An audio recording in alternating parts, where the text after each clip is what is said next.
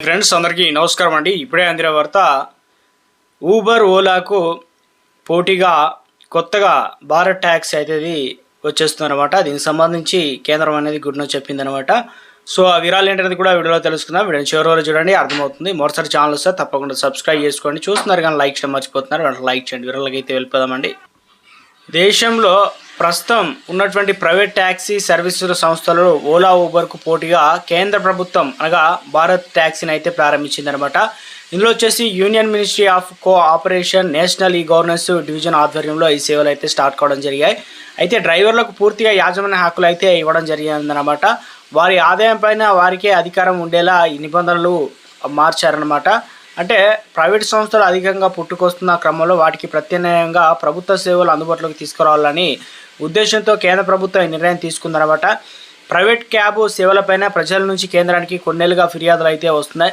పాత వాహనాలు వినియోగించడం, ఇష్టారీతిగా క్యాబ్ ధరలు పెంచేయడం, భద్రత లేని ప్రయాణం, సడన్ క్యాన్సిలేషన్, సడన్గా రేట్లు పెరగడం, ఇలా అనేక ఫిర్యాదులు అయితే వచ్చాయన్నమాట. అలాగే ఓలా ఊబర్ డ్రైవర్ల నుంచి నిరసన వ్యక్తమవుతుంది. వారి వద్ద నుంచి కంపెనీ అత్యధిక కమిషన్లు అయితే తీసుకుంటూ ఉందన్నమాట. ఈ తరుణంలోనే ముఖ్యంగా తమ ఆదాయంలో దాదాపు 25% కమిషన్లకే పోతుందని క్యాబ్ డ్రైవర్లు అయితే ఆవేదన వ్యక్తం చేస్తున్నారనమాట.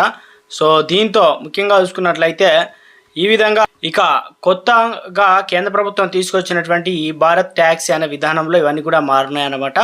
సహకార సంఘాల మాదిరిగా ఇది పనిచేస్తుందని, ఇందులో నమోదు చేసుకున్నటువంటి డ్రైవర్లకు మేలు జరుగుతుందని కేంద్రం చెబుతుందన్నమాట.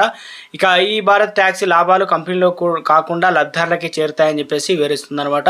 ఈ మేరకు 2026 మార్చి నాటికి భారత్ ట్యాక్సీ సేవలను కూడా దేశంలో ప్రధాన నగరాల్లో విస్తృతంగా చేయాలని చెప్పేసి యోచిస్తుంది.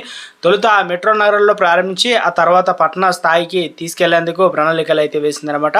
ఈ మేరకు తొలి దశలో దేశవ్యాప్తంగా 5,000 మంది పురుషులు, మహిళలు డ్రైవర్లు భారత్ ట్యాక్సీ విధానంలో ఉపయోగించుకున్నట్లు స్పష్టమవుతుంది. భారత్ ట్యాక్సీ యాప్ నుంచి ప్లేస్టోర్ను డౌన్లోడింగ్ చేసుకొని మీకు నచ్చిన భాషను సెట్టింగ్ చేసుకొని యాప్ని అయితే ఉపయోగించుకోవచ్చు. పైలట్ విధానంలో నవంబర్ ఢిల్లీలో 650 భారత్ ట్యాక్సీలను అయితే ప్రారంభించనున్నారు. ఇక అదేవిధంగా 2030 నాటికి దేశవ్యాప్తంగా 1,00,000 మంది భారత్ ట్యాక్సీ డ్రైవర్లను చేరుకోవడమే లక్ష్యంగా పెట్టుకోవడం అయితే జరిగిందనమాట. ఇది ఒక గుడ్ న్యూస్ అని చెప్పుకోవచ్చు.